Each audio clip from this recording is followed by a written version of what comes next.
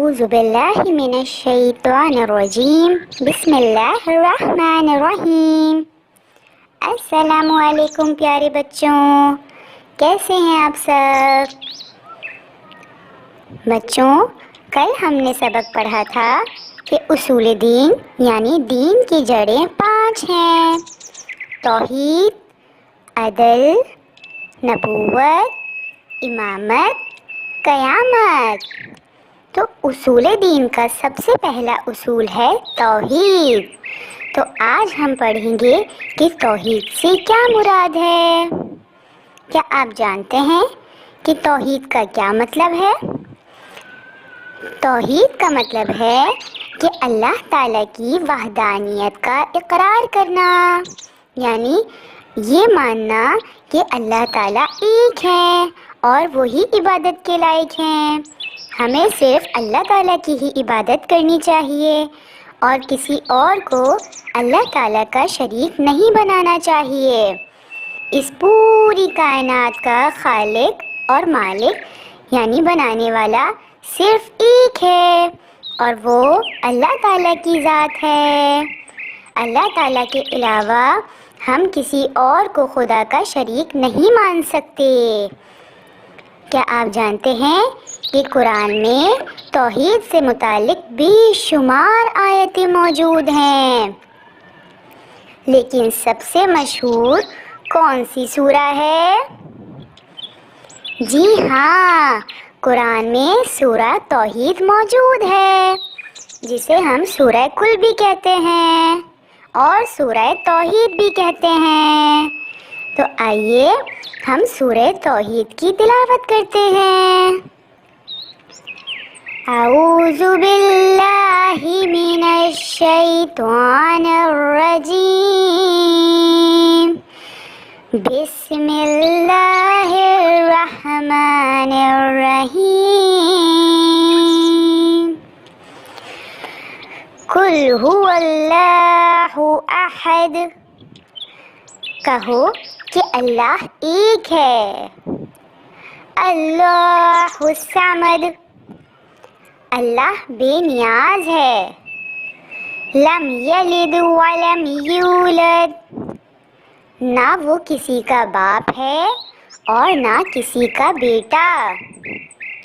ولم یکن لہ کفوا احد، اور اس کا کوئی ہمسر نہیں۔ بچوں، کیا آپ جانتے ہیں کہ ہم ہر نماز میں سورہ توحید کی تلاوت کرتے ہیں؟ سورہ الحمد کے بعد، یعنی جب خدا کی حمد کر لیتے ہیں، اس کے بعد ہم خدا کی وحدانیت کا بھی اقرار کرتے ہیں۔ اچھا بچوں، کیا آپ کو یہ معلوم ہے کہ ہم دن میں کتنی نمازیں پڑھتے ہیں؟ جی ہاں، 5 نمازیں۔ آپ کو ان کے نام پتہ ہیں؟ پہلی نماز ہے فجر، دوسری ظہر، تیسری عصر، چوتھی مغرب اور 5ویں عشاء۔ ہم دن میں 5 نمازیں پڑھتے ہیں۔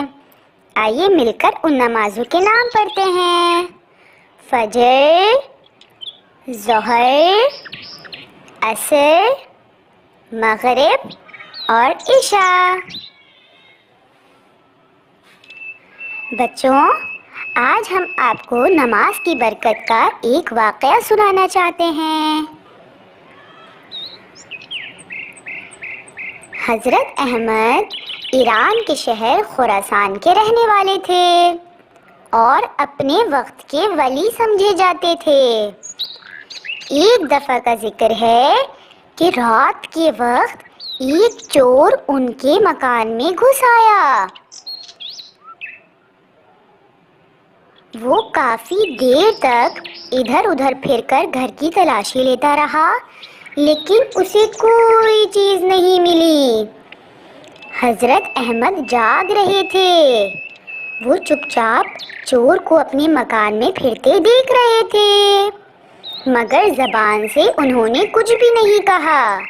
جب وہ چور نا امید ہو کر واپس جانے لگا تو انہوں نے اس چور کو آواز دی، اے جوان، کنویں میں سے پانی نکالو اور وضو کر کے نماز پڑھو، جب کوئی چیز آئے گی تو ہم تمہیں دے دیں گے، ہم نہیں چاہتے کہ تم ہمارے گھر سے خالی ہاتھ جاؤ۔ چور نے جب یہ آواز سنی تو گھبرا گیا، پھر سوچنے لگا کہ مکان کے مالک کو میرا پتہ چل ہی گیا ہے تو مجھے اس کا کہنا مان لینا چاہیے، کہیں ایسا نہ ہو کہ میرے انکار کرنے پر وہ مجھے پکڑ کر پولیس کے حوالے کر دے۔ یہ سوچ کر اس نے کنویں میں سے پانی نکالا اور وضو کیا اور پھر نماز پڑھنے لگا۔ صبح ہوئی تو ایک شخص حضرت احمد کی خدمت میں حاضر ہوا اور 100 دینار پیش کیے۔ حضرت احمد نے چور کو اپنے پاس بلایا اور وہ دینار اسے دے کر کہا کہ یہ لو جوان، یہ ہے تیری ایک رات کی نماز کا بدلہ۔ یہ سن کر چور کا سارا جسم کانپنے لگا اور آنکھوں سے آنسو جاری ہو گئے۔ وہ روتے ہوئے کہنے لگا، افسوس کہ اب تک میں غلط راستے پر چلتا رہا اور برے کام کرتا رہا۔ میں نے صرف ایک رات خدا کی عبادت کی اور اس نے میرے حال پر ایسا کرم کیا کہ 100 دینار بھجوا دیے۔ اگر ساری زندگی اس کے بتائے ہوئے راستے پر چلوں تو نامعلوم وہ میرے حال پر کیسی کیسی مہربانی کرے۔ یہ کہہ کر اس چور نے اسی وقت برے کاموں سے توبہ کر لی اور دن رات خدا کی عبادت کرنے لگا۔ اللہ تعالیٰ سے دعا ہے کہ اللہ تعالیٰ ہمیں بھی نیک کام کرنے کی توفیق عطا فرمائے۔ امید کرتے ہیں بچوں آج کا سبق آپ کو سمجھ آ گیا ہوگا اور آپ بھی اپنے امی ابو کے ساتھ مل کر سورہ توحید کی تلاوت کریں گے اور ہمیں یہ بھی بتائیں گے کہ ہم دن میں کتنی نمازیں پڑھتے ہیں اور ان کے کیا نام ہیں۔ ہم کل پھر حاضر ہوں گے ایک نئے سبق کے ساتھ، تب تک کے لیے اللہ حافظ۔ اپنا اور اپنے گھر والوں کا خیال رکھیے گا۔